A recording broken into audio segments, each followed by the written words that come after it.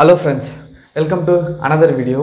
In the video வந்து நம்ம எதை பத்தி பார்க்க போறோம் அப்படினா noun னா என்ன அப்புறம் pronoun அப்படினா என்ன அப்படின்றத பார்க்க போறோம். அதுக்கு முன்னாடி நம்ம சேனல்ல வந்து பாத்தீங்கன்னா ஸ்போக்கன் இங்கிலீஷ் ரிலேட்டடா வந்துட்டு வீடியோஸ் வந்து போடுறோம். உங்களுக்கு நம்ம சேனல் பிடிச்சிருந்தது அப்படினா முதல்ல Subscribe பண்ணிட்டு லைக் பண்ணிட்டு நம்ம வீடியோஸ் வந்து பாருங்க, சப்போர்ட் பண்ணுங்க. ஓகே, உங்களுக்கு ஏதாவது டவுட்ஸ் எதனா வந்து queries இருந்தது அப்படினா நீங்க வந்து கமெண்ட்ல வந்து சொல்லுங்க, அதுக்கு நம்ம வந்து ரெஸ்பான்ஸ் பண்ணலாம். சரிங்களா? சோ இப்போ வீடியோக்குள்ள போலாம். சோ நம்ம எதை பத்தி பார்க்க போறோம் அப்படினா noun அப்படினா என்ன, அப்புறம் pronoun அப்படினா என்ன, pronounsல வந்துட்டு என்னென்ன டைப்ஸ் இருக்கு, எத்தனை டைப்ஸ் இருக்கு, அதனுடைய எக்ஸாம்பிள்ஸ்லாம் என்ன அப்படின்றத பார்க்க போறோம். ஏன்னா இது ரெண்டுமே வந்து ரொம்பவே முக்கியமானது. ஃபிகர் ஆஃப் ஸ்பீச்ல வந்து பார்த்தீங்கன்னா முதல்ல இருக்கிற ரெண்டுமே வந்து பார்த்தீங்கன்னா noun மற்றும் pronouns மட்டும்தான். சரியா? ஸோ இதில் முதல்ல noun அப்படின்றது என்ன அப்படின்னா பெயர்ச்சொல் தமிழில், pronoun அப்படின்றது பிரதிபெயர்ச்சொல். சரியா? noun அப்படின்றது என்னன்னா noun is a word used as name of a person, place or thing அப்படின்னு சொல்லுவாங்க. அதாவது ஒரு பர்சனுடைய ஒரு மனிதருடைய பெயரோ அல்லது ஒரு இடத்தினுடைய பெயரோ அல்லது ஒரு பொருட்களுடைய பெயரோ வந்து குறிக்கிறது வந்து பார்த்தீங்கன்னா பெயர்ச்சொல். அந்த பெயரை குறிக்கும் சொல் பெயர்ச்சொல் noun அப்படின்னு சொல்லுவாங்க. உதாரணத்துக்கு வந்து பார்த்தீங்கன்னா பர்சனுக்கு வந்து பார்த்தீங்கன்னா ராம், கோபால், ரவி, ராஜா, பாவனா அந்த மாதிரி பேர்கள்லாம் இருக்கு இல்லையா, அது எல்லாமே வந்து பர்சனை குறிக்கும். ஓகே, அடுத்து வந்து பிளேஸ், சென்னை, காஞ்சிபுரம், திருவள்ளூர் அந்த மாதிரி வர்றது எல்லாமே பிளேசஸை வந்து குறிக்கிற பெயர்ச்சொல்கள். அடுத்து திங், டேபிள், கம்ப்யூட்டர், பால், பேட் அதெல்லாம் வந்து பார்த்தீங்கன்னா திங்ஸ். அடுத்தது அனிமல் வந்து டாக், ஷீப், டாக், டைகர் அந்த மாதிரி அனிமல்ஸ் குறிக்கிறதுலாம் வந்து பார்த்தீங்கன்னா அனிமலோட பெயர்ச்சொல். ஸோ இந்த மாதிரி இத்தனை பெயர்ச்சொல்ல வந்துட்டு இந்த மாதிரி வந்து வகைப்படும். சரிங்களா? ஸோ பெயர்ச்சொல் அப்படின்றது என்னது, ஒரு பெயரை குறிக்கும் சொல். அது வந்து ஒரு மனிதனுடைய பெயர், இடத்தினுடைய பெயர் அல்லது பொருட்களுடைய பெயர் அல்லது அனிமல்ஸ் விலங்குகளுடைய பெயரை குறிக்கும் சொல் வந்து நவுன். சரியா? அப்படியே வந்து நம்ம ப்ரோனவுன்ஸ்க்கு வந்தோம் அப்படின்னா pronoun is a word used instead of noun. நவுனுக்கு பதிலாக பயன்படுத்தக்கூடிய வார்த்தைகள் வந்து பார்த்தீங்கன்னா pronoun. உதாரணத்துக்கு வந்து பார்த்தீங்கன்னா I, we, you, they, he, she, it இது எல்லாமே வந்து பார்த்தீங்கன்னா pronounக்கு எக்ஸாம்பிள்ஸ். உதாரணத்துக்கு I அப்படின்னா நான், we அப்படின்னா நாம், நாங்கள், you அப்படின்னா நீ, நீங்கள், they அப்படின்னா அவர்கள், அவைகள், அப்புறம் he அப்படின்னா அவன், she அப்படின்னா அவள், it அப்படின்னா அது அப்படின்றது தெரிஞ்சுக்கோங்க. சரிங்களா? இப்போ அடுத்து வந்து பார்த்தீங்கன்னா இந்த ப்ரோனவுனில் எத்தனை வகைப்படும், அந்த ப்ரோனவுன்ஸில் வந்துட்டு நம்ம எதுக்கு ப்ரோனவுன் வந்துட்டு அத்தனை டைப்ஸ் இருக்கிறத தெரிஞ்சு வச்சுக்கணும் அப்படின்றது வந்து பார்த்தீங்கன்னா எக்ஸாம்பிளோட பார்க்கலாம். சரிங்களா? ஸோ ப்ரோனவுன்ஸில் முதல்ல இருக்கிற டைப் வந்து பார்த்திங்க அப்படின்னா சப்ஜெக்ட் ப்ரோனவுன். சரிங்களா? சப்ஜெக்ட் ப்ரோனவுன் வந்து பார்த்திங்க அப்படின்னா இது வந்துட்டு I, we, you, they, he, she, it. சரியா? I அப்படின்றது நான், we னா நாம், நாங்கள், you னா நீ, நீங்கள், they னா அவர்கள், அவைகள்,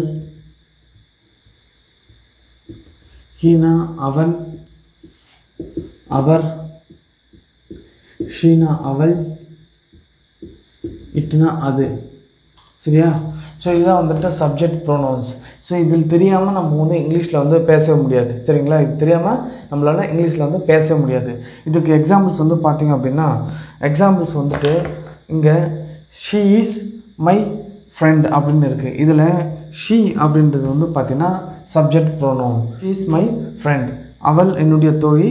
இதுக்கு வந்து பார்த்திங்கன்னா she அப்படின்றது வந்து அவள் சப்ஜெக்ட் ப்ரோனவுன். அடுத்து it is my dog. இங்கே இடத்துல it அப்படின்றது என்னுடைய நாய், அது என்னுடைய நாய் அப்படின்னு இருக்கு இல்லையா, இது வந்து இட்ன்றது வந்து பார்த்தீங்கன்னா இது சொல்லலாம். அடுத்து they are reading அப்படின்னு இருக்கு, அவர்கள் படித்து கொண்டிருக்கிறார்கள் அப்படின்னு இருக்கு. இதில் they அப்படின்றது வந்து பார்த்தீங்கன்னா சப்ஜெக்ட் ப்ரோனவுன். ஸோ இந்த மாதிரி இந்த சப்ஜெக்ட் ப்ரோனவுன் இல்லாமல் நம்மளால் வந்து இங்கிலீஷில் வார்த்தையை வந்து நம்ம பேச முடியாது. So she is my friend, அதில் ஷீ வந்துட்டு subject pronoun, it is my dog, இதில் இட்டு வருது, தே ஆர் ரீடிங், அவர்கள் படித்து கொண்டு இருக்கிறார்கள். ஸோ இந்த மாதிரி தான் வந்துட்டு சப்ஜெக்ட் ப்ரோனவுன் வந்துட்டு எக்ஸாம்பிள்ஸ் வந்து நம்ம படிக்கணும். சரிங்களா? அடுத்ததாக பார்க்கலாம். அடுத்த நம்ம பார்க்க போகிறது வந்து பார்த்திங்க அப்படின்னா ஆப்ஜெக்ட் ப்ரோனவுன்ஸ். சரியா? ஆப்ஜெக்ட் ப்ரோனவுன்ஸ் என்னென்ன அப்படின்னா me, us, you, them, him, her, it, இதெல்லாமே வந்துட்டு object pronoun. So first me அப்படின்னா என்ன அப்படின்னா மீனா என்னை, அஸ் அப்படின்னா நம்மை, ஓகே, நம்மை, எங்களை, யூ அப்படின்னா உன்னை, உங்களை, புரியுதா? உங்களை வரும். தெம்னா அவர்களை,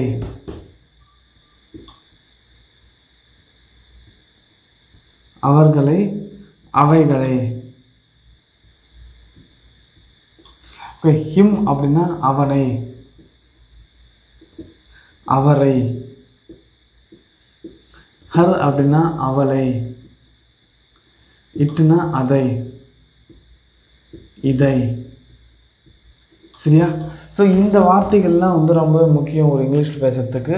ஏன்னா ஸோ இப்போ நம்ம முன்னாடி சொன்ன மாதிரி தான் சப்ஜெக்ட் அப்படின்றது ஒரு செயலை செய்பவர். அதனால் சப்ஜெக்ட்டுக்கு வந்து எல்லாமே ஐ, உய், யூ, தே, ஈ, ஷீட்டுன்னு வந்தது. ஆப்ஜெக்ட்ன்றது சப்ஜெக்ட் செய்கிற செயலை ரிசீவ் பண்ணுறவங்க தான் வந்து பார்த்திங்கன்னா ஆப்ஜெக்ட். ஸோ அப்படி இருக்கும்போது அதில் மூணாவதாக வர்றது வந்து பார்த்திங்கன்னா சப்ஜெக்ட், வெர்பு, அதுக்கப்புறம் ஆப்ஜெக்ட் இல்லையா?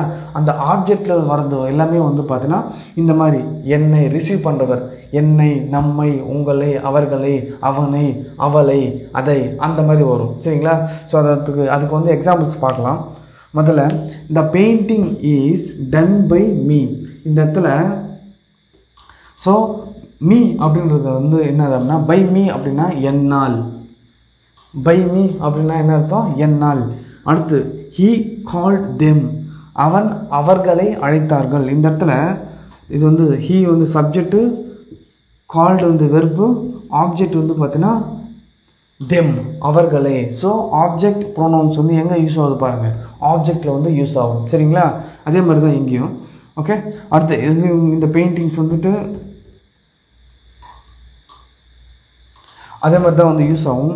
அடுத்து வந்து பார்த்தீங்கன்னா I will give you a book அப்படின்னு இருக்குது. இந்த இடத்துல நான் புத்தகத்தை உனக்கு கொடுப்பேன் அப்படின்னு இருக்குது. நான் உனக்கு புத்தகத்தை கொடுப்பேன் அப்படின்னு இருக்குது. இந்த இடத்துல யூ அப்படின்றது வந்து பார்த்திங்கன்னா யூன்றது உனக்கு, உன்னை சொன்னேன் இல்லையா? உன்னை, உனக்கு கூட வரும், உன்னை, உனக்கு. சரியா? இந்த மாதிரி வார்த்தைகள்லாம் வந்து பார்த்திங்கன்னா ஆப்ஜெக்டில் வந்துட்டு ஆப்ஜெக்ட் ப்ரோனவுன்ஸில் வந்து வரும். சரிங்களா? அடுத்தது வந்து அடுத்த ப்ரோனவுன் டைப் வந்து பார்க்கலாம். நம்ம மூணாவதாக பார்க்கக்கூடிய ப்ரோனவுன்ஸ் வந்து பார்த்திங்க அப்படின்னா பொசசிவ் அட்ஜெக்டிவ். சரியா? பொசசிவ் அட்ஜெக்டிவ் அப்படின்றது சம்திங், ஏதோ ஒன்றுத்தை யாருடையது அப்படின்றத குறிக்கிறதுக்கு வந்து யூஸ் பண்ணுது. அதாவது என்னது அப்படின்னா something belongs to somebody. Okay. Something ஏதோ ஒன்று யாருக்கு சொந்தமானது அப்படின்றத குறிக்கிறது வந்து பார்த்திங்கன்னா பொசசிவ் அட்ஜெக்டிவ். இதில் என்னென்ன இருக்குது அப்படின்னா ப்ரோனவுன் இருக்குது அப்படின்னா my, our, your, their, his, her, its. இதில் மை அப்படின்றது என்னது அப்படின்னா என்னுடைய. ஓகே. அவர் அப்படின்றது வந்து பார்த்தீங்கன்னா எங்களுடைய. அப்புறம் நம்முடைய, இதுவும் வரும். யுவர் அப்படின்றது வந்து பார்த்தீங்கன்னா உன்னுடைய, உங்களுடைய வரும். தேர் அப்படின்றது அவர்களுடைய. சரியா? அவர்களுடைய,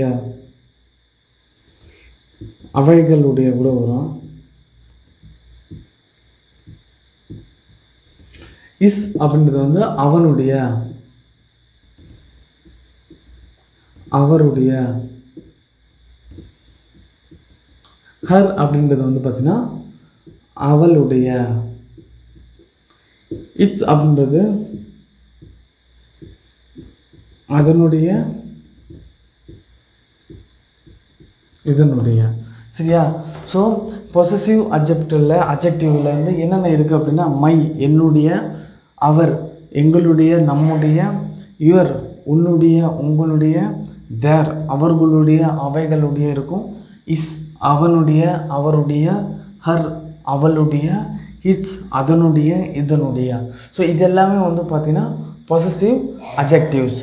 சரிங்களா?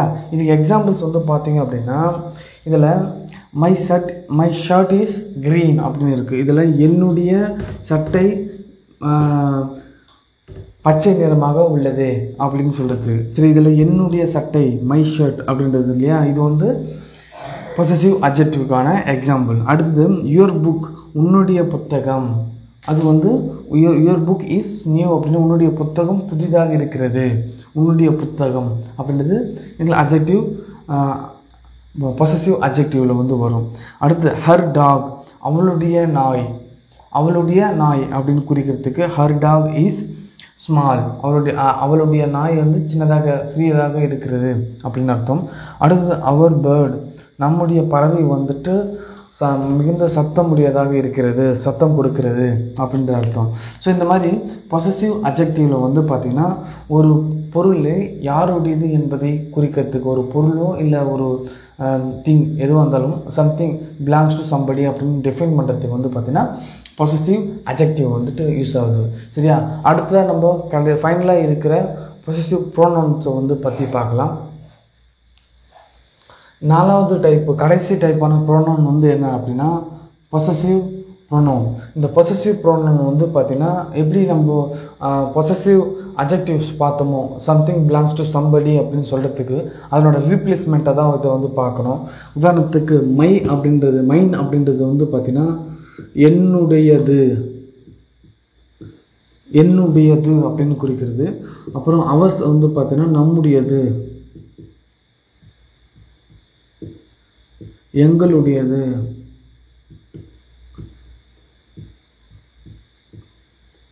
யுவர்ஸ் அப்படின்னா உங்களுடையது. சரியா? உன்னுடையது அப்படின்னு கூட சொல்லலாம். தஸ் அப்படின்றது வந்து பார்த்தீங்கன்னா அவர்களுடையது.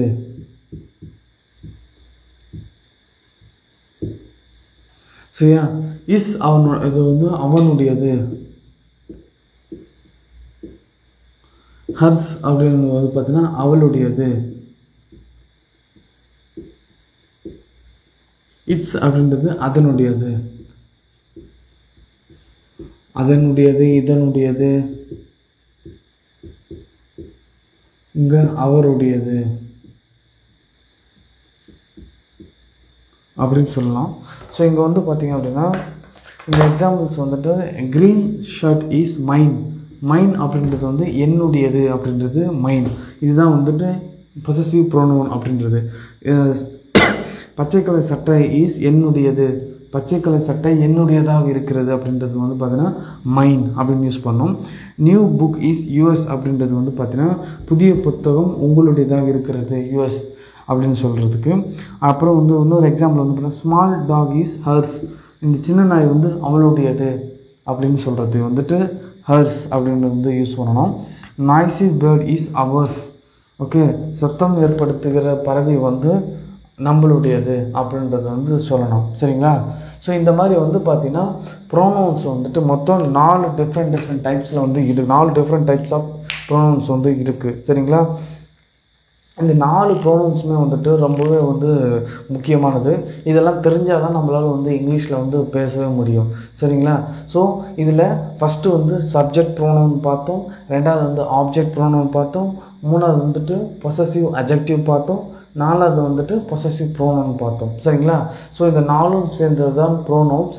இதை வச்சு தான் நம்ம வந்து இங்கிலீஷில் வந்துட்டு பேச போகிறோம் எழுத போகிறோம். சரிங்களா? உங்களுக்கு இந்த வீடியோ பிடிச்சிருந்ததுன்னா லைக் பண்ணுங்கள், ஷேர் பண்ணுங்கள், நம்ம சேனல் வந்து சப்ஸ்கிரைப் பண்ணுங்கள். வேறு எந்த மாதிரி கண்டென்ட் வேணும் அப்படின்னு நீங்கள் விரும்புகிறீங்க அப்படின்னா அது வந்து நீங்கள் கமெண்டில் சொல்லுங்கள். அதுக்கேற்ற மாதிரி வந்து அடுத்தடுத்த வீடியோ வந்து நாங்கள் போகிறோம். சரியா? மறுபடியும் அடுத்த வீடியோவில் பார்க்கலாம். நன்றி.